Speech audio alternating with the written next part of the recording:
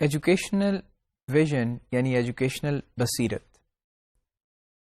In the mid-19th century, many countries that are now considered developed launched public education to instill a sense of national cohesion among their citizens and develop the basic skills required by the newly industrializing economies. یعنی mid-19th centuries میں بہت سے ایسے ملک جن کو اب ہم ترقی یافتہ سمجھتے ہیں، انہوں نے یہ کوشش کی کہ پبلک ایجوکیشن کو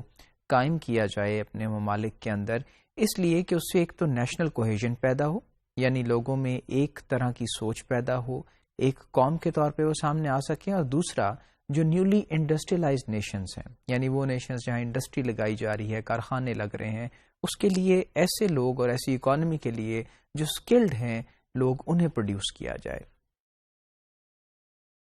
Variations in education systems emerge from countries' unique institutional and cultural backgrounds. اور یہ جو ویریشنس ہیں جو آج ہم دیکھتے ہیں ایجوکیشن سسٹمز کے اندر، اس کی ایک بڑی وجہ ان کنٹریز کے اپنے کلچرل اور انسٹیٹیوشنل بیک گراؤنڈس ہیں، یعنی ایسے ممالک جن کی کچھ خاص بیک گراؤنڈس ہیں، جس طرح کی ڈیولپمنٹ وہاں اس وقت ہو رہی تھی یا جس طرح کی ثقافت وہاں پہ ہے، اس کے مطابق ہی ایجوکیشن سسٹمز کو بھی ڈیولپ کیا گیا. اور اس میں جاپان کی اگر ہم اگزامپل لیں تو ہم یہ دیکھتے ہیں کہ جاپان میں آپ نے زیادہ انڈسٹریل ورکرز کو پروڈیوس کیا اور اس طرح کی ایجوکیشن لے کے آئے جس سے انڈسٹریل ورکرز پیدا ہوں، نہ کہ ایسے انڈیویجولس جس میں اپنا خود کا کوئی ٹیلنٹ ہو. So it was very goal directed the education that they were imparting and they wanted their people to develop in a way that they support the industry.